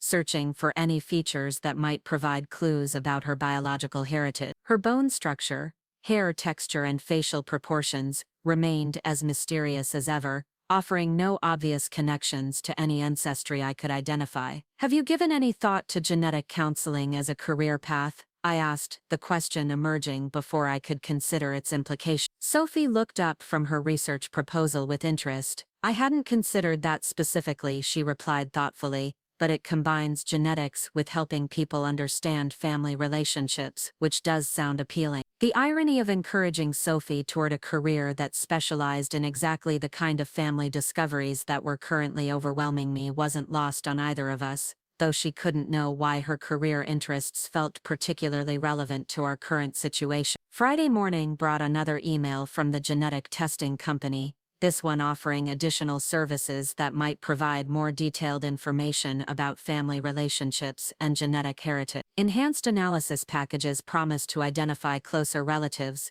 provide more specific ancestry breakdowns, and connect customers with genetic databases that might reveal previously unknown family connections. I spent my lunch break researching these additional services, wondering whether more genetic information might help explain how Sophie had become our daughter or provide clues about her biological family's location. The enhanced testing promised to search broader databases for genetic matches, potentially identifying blood relatives who might have answers to questions that were consuming me. The decision to pursue additional genetic analysis felt like another step down a path that was leading toward increasingly complex family revelations. Each level of genetic testing promised more information, but also created greater potential for discovering facts that might be better left unknown. Saturday morning brought an unexpected conversation with my mother, who called to check on Sophie's academic progress and share family news from Tucson. Her casual questions about Sophie's genetics projects felt loaded with ironic significance, given what I'd recently discovered about our actual family relationships. "Sophie's always been such a bright child,"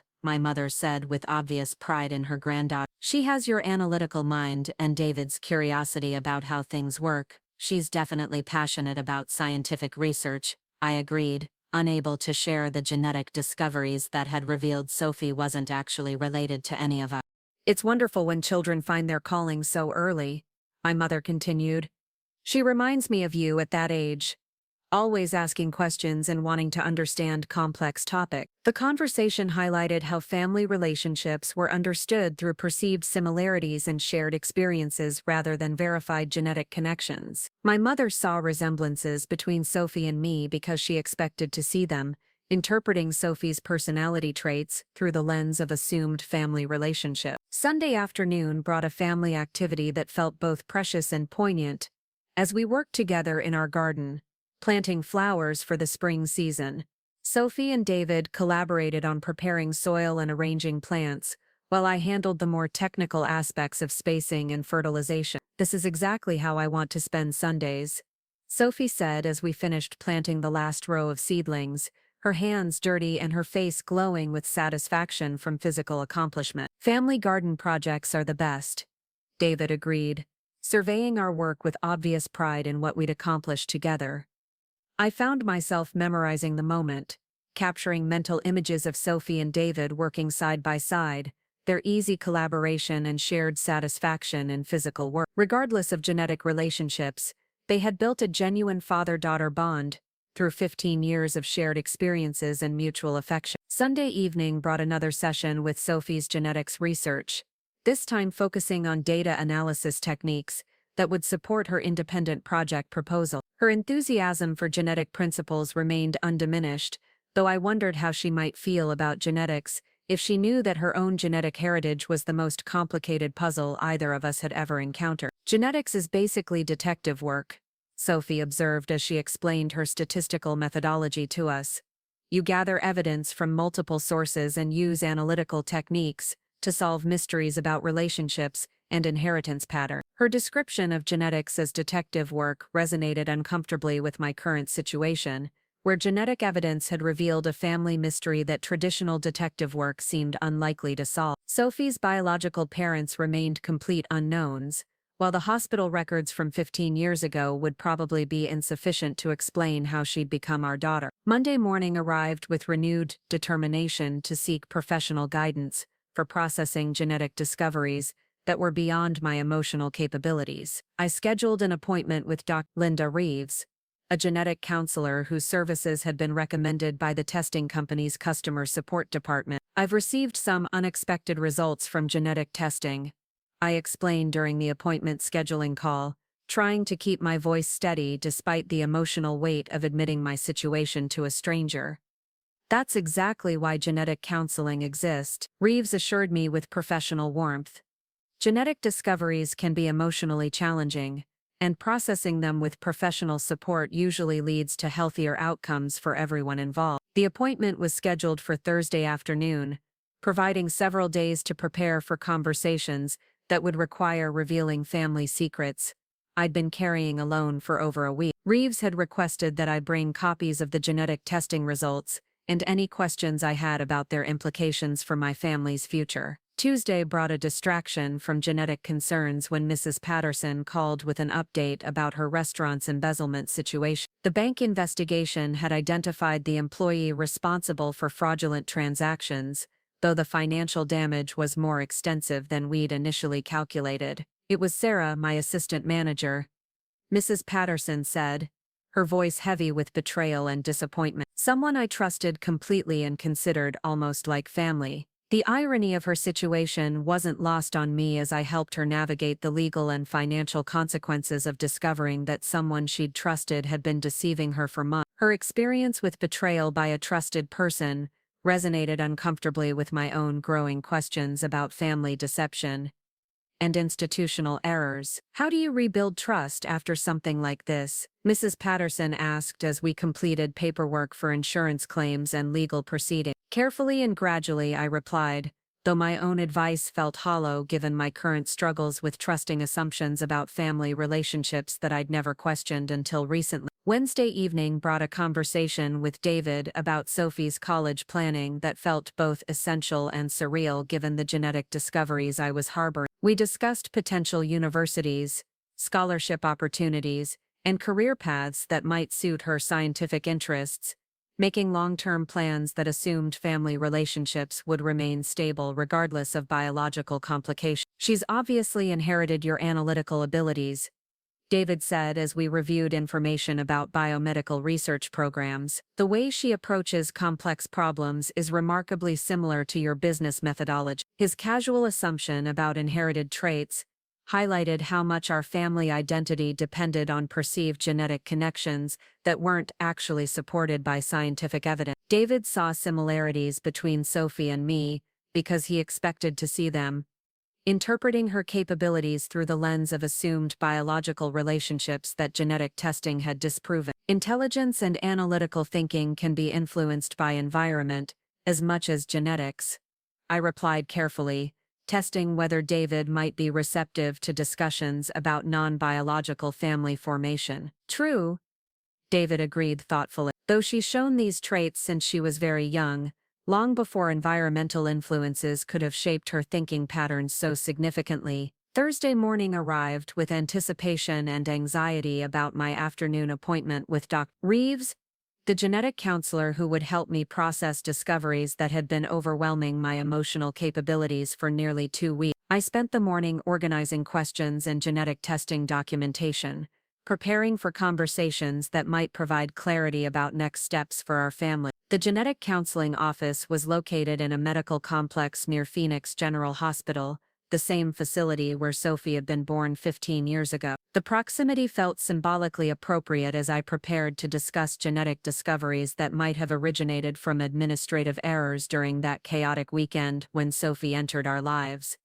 Linda Reeves had the kind of calming presence that immediately made difficult conversations feel manageable. Her office was decorated with family photos that showcased various configurations of parents and children, adoptive families, blended households, and multicultural combinations that spoke to the complexity of modern family formation. "Thank you for coming in, Rachel," Reeves said as I settled into a comfortable chair across from her desk.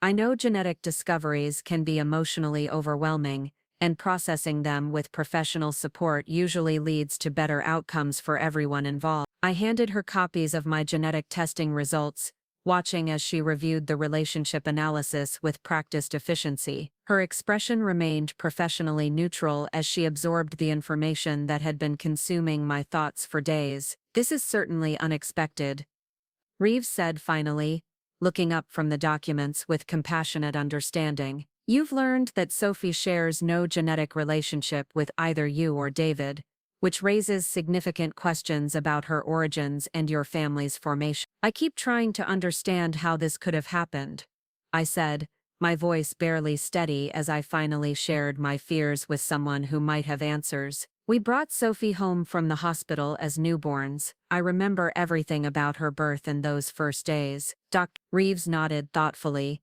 "Hospital mix-ups, while rare, are not unprecedented. The conditions you described from 15 years ago, an overcrowded maternity ward during a busy weekend, create exactly the circumstances where administrative errors might occur undetected." She opened a file folder and retrieved several documents that she spread across her desk. "I took the liberty of researching hospital policies from that time period, and I discovered something that might be relevant to your situation." My heart raced as Dr. Reeves explained that Phoenix General Hospital had been involved in a lawsuit settlement 7 years ago regarding infant identification errors from the late 1990s and early 2000s. Multiple families had discovered through genetic testing that children had been inadvertently switched during the chaotic period when the hospital was understaffed and overwhelmed. The settlement included provisions for genetic testing and counseling services for families who suspected they might have been affected.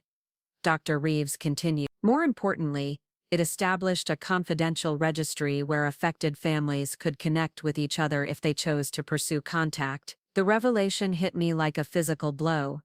Sophie wasn't an isolated case of hospital error. She was part of a broader pattern of administrative mistakes that had affected multiple families, creating a community of people whose lives had been fundamentally altered by institutional failures. "Are you saying there are other families dealing with similar situations?" I asked, though I dreaded the answer. "At least 6 families have been identified through the settlement process," Dr. Reeves confirmed. "Some have chosen to maintain their existing family relationships regardless of genetic connections. Others have pursued contact with biological relatives. Each family has navigated these discoveries differently." She handed me a brochure about the hospital settlement and registry services, explaining that I could access confidential support resources and potentially connect with Sophie's biological family if both sides expressed interest in contact. "What would you recommend?"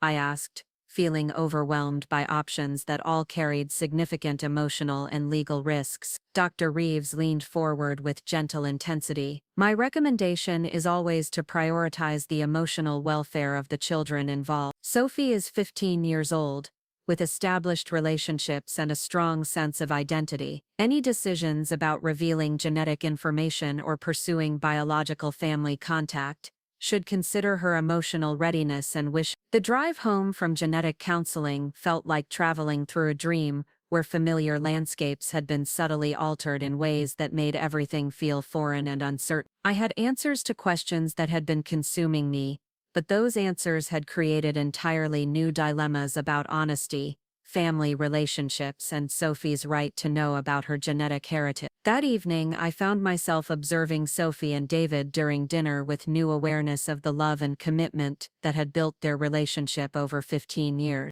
Their easy conversation about school projects and weekend plans demonstrated the genuine affection that existed regardless of genetic connections. I've been thinking about that genetics career path you mentioned, Sophie said as we cleared dinner dishes. Miss Chen connected me with a genetic counselor who's willing to let me shadow her for a day to learn about the profession. The irony of Sophie's interest in genetic counseling while I was secretly consulting genetic counselors about our family situation felt both appropriate and overwhelming. That sounds like an excellent opportunity, I managed, though my enthusiasm felt forced. She mentioned that genetic counselors help families navigate complicated discoveries about relationships and health. Sophie continued, clearly excited about the career exploration opportunity. It combines science with psychology and social work in ways that sound really meaningful. Friday morning brought a phone call that changed everything.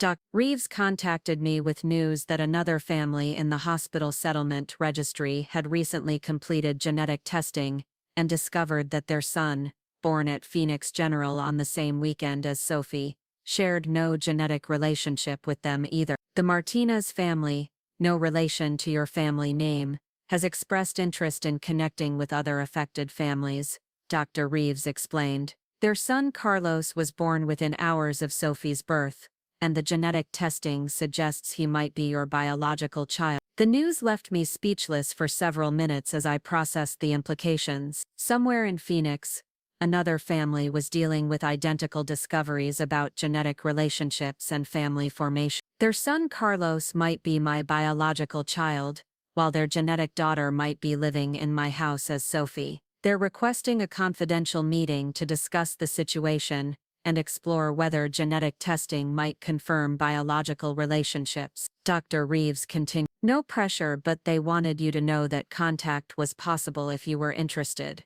I spent the weekend wrestling with the decision about meeting Carlos's family. The practical part of my mind insisted that understanding the complete situation was essential for making informed decisions about our family's future. The emotional part of my mind feared that meeting my possible biological son would complicate feelings about Sophie that were already overwhelming. Monday morning brought clarity when Sophie announced that she would be attending a weekend science camp at the university, providing an opportunity for adult conversations without risking her emotional welfare. I called Dr. Reeves and agreed to meet with the Martinez family the following Saturday. The meeting was arranged at Dr. Reeves's office, neutral territory that would allow both families to share information and ask questions without pressure to make immediate decisions about ongoing relationships. I arrived early, nervous about encountering the people who might be Sophie's biological parents and meeting the young man who might be my biological son. Maria and Francisco Martinez arrived precisely on time,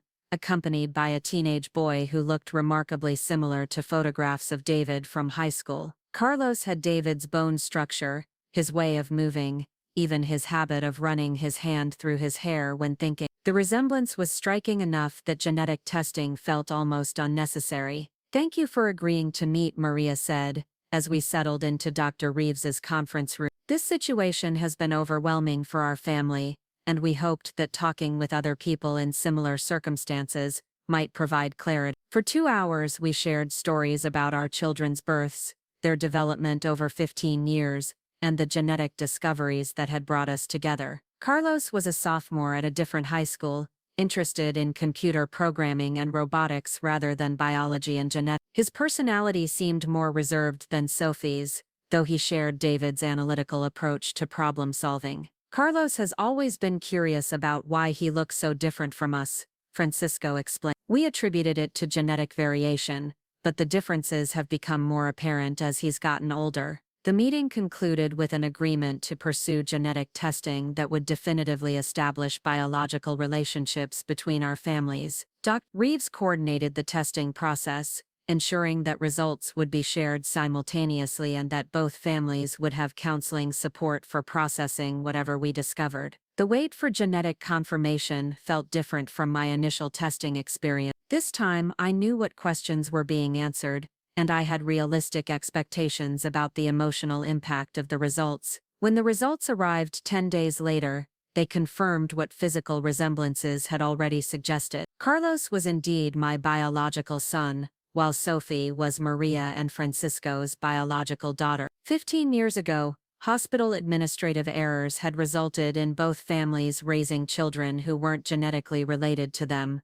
creating two families whose love had transcended biological connections, without anyone realizing the complexity of the situation. The four parents met again to discuss how to share this information with our teenagers, and whether we wanted to pursue any changes to existing family relationships. The conversation was emotionally charged, but ultimately focused on prioritizing our children's emotional welfare above adult needs for biological connection. Sophie has been our daughter for 15 years, I said firmly. That relationship won't change regardless of genetic discovery. But she deserves to know the truth about her biological heritage, and she should have the opportunity to develop relationships with you if she chooses. Maria nodded through tears.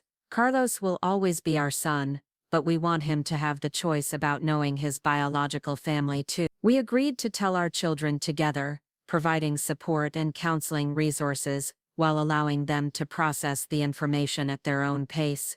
Reeves facilitated the conversation, helping all of us navigate the emotional complexity of explaining how love and genetics had created our unique family situation. Sophie's initial reaction was shock, followed by scientific curiosity about how hospital errors could occur, then emotional processing of what the discoveries meant for her identity and relationship. She asked thoughtful questions about genetic health implications, and expressed interest in meeting Maria and Francisco, though she emphasized that David and I would always be her parent. This explains why I never felt like I completely fit the genetic patterns we studied in class, Sophie said with characteristic analytical thinking, but it doesn't change anything about how I feel about our family. Carlos's response was similarly mature, expressing surprise but not distress about learning that his genetic and emotional families were different groups of people. His primary concern was ensuring that the discovery wouldn't disrupt relationships he valued with the parents who had raised him. Over the following months,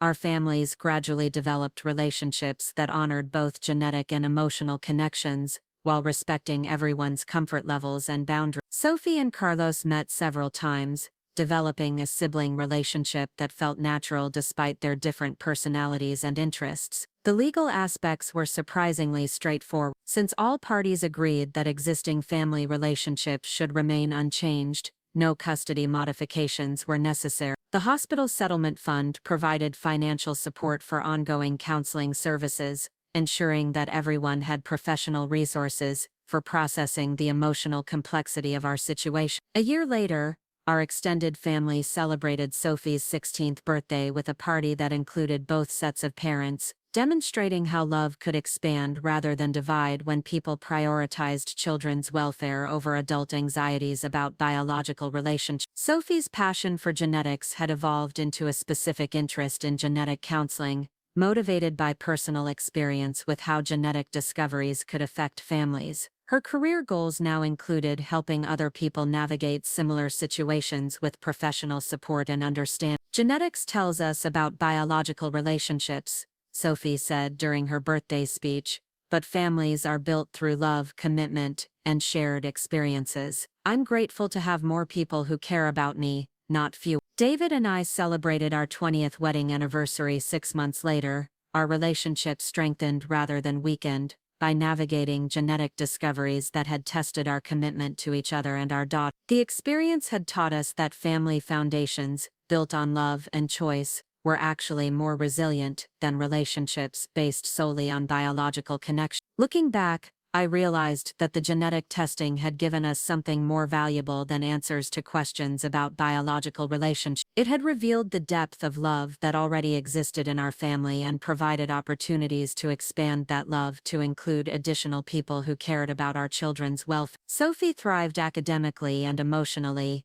using her unique family experience to develop empathy and analytical skills that would serve her well in genetic counseling. Her relationship with Carlos evolved into genuine sibling affection, while her connections with Maria and Francisco provided additional family support without diminishing her primary relationship. The hospital settlement eventually led to policy changes that prevented similar administrative errors, ensuring that future families wouldn't face the confusion and emotional upheaval that had characterized our experience. Sophie and Carlos participated in advocacy efforts, sharing their perspectives about how genetic discoveries had actually enriched their lives rather than disrupting them. 3 years later, as Sophie prepared for college, and Carlos began his senior year, both families had integrated the genetic discoveries into our understanding of family formation in ways that felt natural and healthy. The love that had sustained us through 15 years of unknowing continued to guide us through the complexity of expanded family relationships. The genetic testing that had initially threatened to destabilize our family had ultimately demonstrated that love, commitment,